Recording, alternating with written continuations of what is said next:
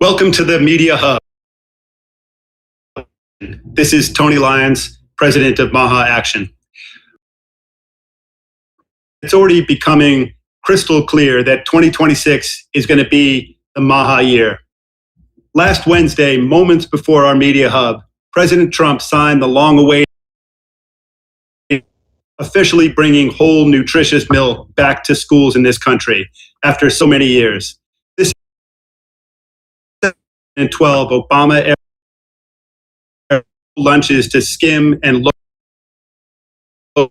Once again, in a decade, our children were denied their basic, nutrition from milk because of the bureaucracy that had turned their back on real science.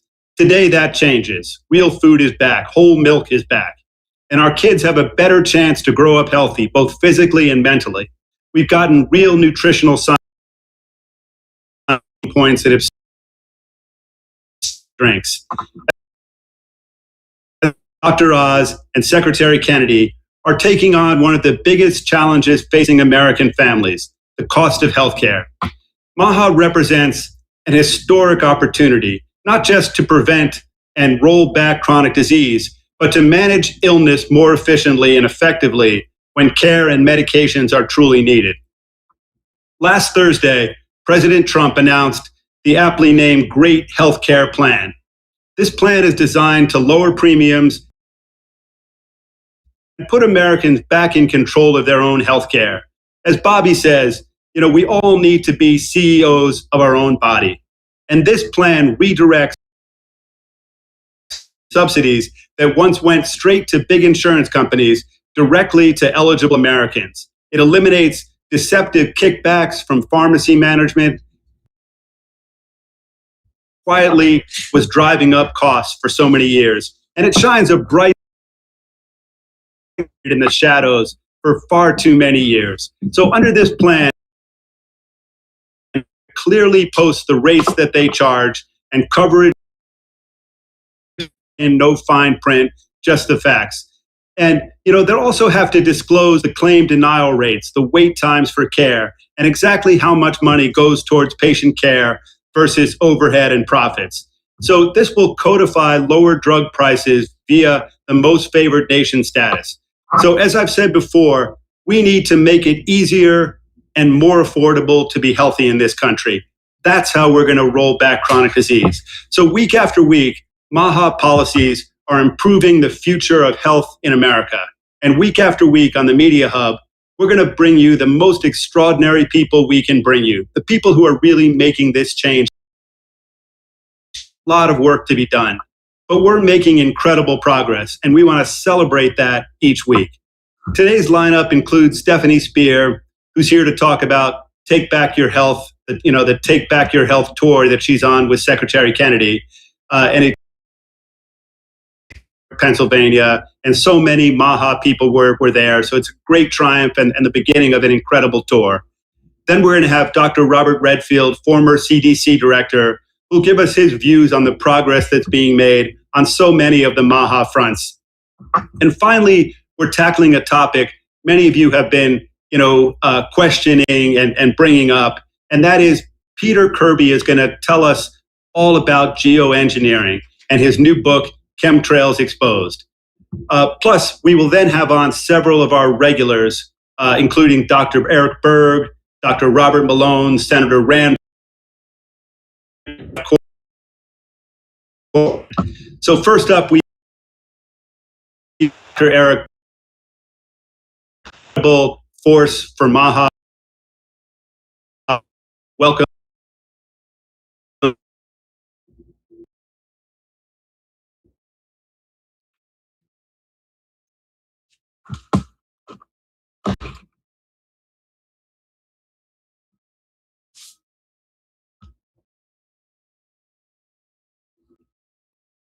So it looks like we might be having a little bit of difficulty getting Eric on. So give me 1 second and we will get him for you.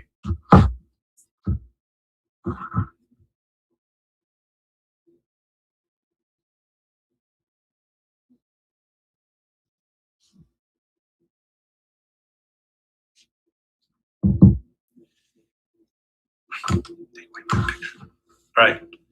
So I'm not sure where he is. So give me 1 second just to clarify that.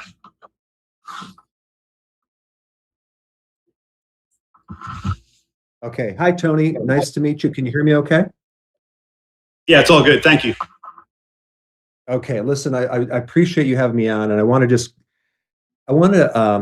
validate what we were talking about, because the one thing that really stuck with me, this entire new upside down food pyramid, is the ultra processed food being the primary driver of 80% of chronic disease. I've been doing this for 17 years on YouTube. I have over 7,000 videos, and I've been doing a lot of education for really one purpose: to get people to change. But recently, I was happened to be in a location where I went into a casino, and I don't usually hang out at the casinos, but I wanted to go in there to see what is all this excitement? Why are these people going to this casino? So I am just like, I was blown away of the level of dopamine spike. Dopamine is a neurotransmitter that is raised when you have this anticipation of something good, like winning something, right? So you can see all these people on the slot machines playing the slots, all these lights going on, all, free food, free drinks. And I'm like, wow, this is amazing what's going on. And of course, it sucked me into playing the slot machines and doing a little gambling, which I never did as well. And I was like, wow, it's very easy to get sucked into this thing and, get the feeling like you're going to win something, but you actually end up losing. Even if you lose, they have these sounds in the background that make it feel like you're winning. And it made me look at what's happening with an average person. They're in an environment that's engineered for dopamine spikes in their refrigerator, in their pantries. It's just in their face all the time. So you can educate people until they're blue in the face, but if you don't change their environment, if you don't get them to really get rid of the junk out of their house, they're constantly tempted. And as soon as they're tired, hungry, or stressed, they're going to go for it.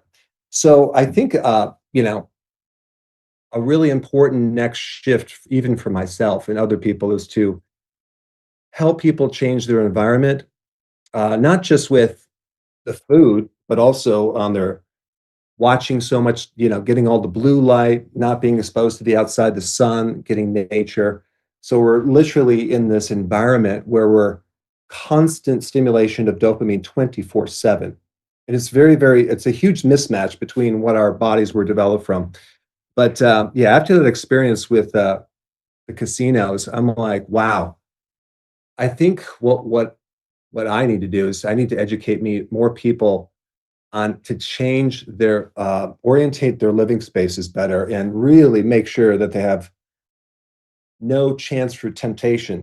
Because again, if you have to say no every single time to this junk food in your house, it's just, you're not going to win. You can't win in that environment. So that's a huge shift for me. But I think it all starts with the right policy. It starts with the new food pyramid, and it trickles down. But as we educate people, we also need to change their environment, their spaces, their living environment. Because if we don't, it's like you can get inspired, but we have to create some friction between you and the ultra processed foods. Because as soon as you're tired, hungry, or stressed, you're going to go for it. So anyway, I just wanted to share that insight, and I think it can help a lot of people.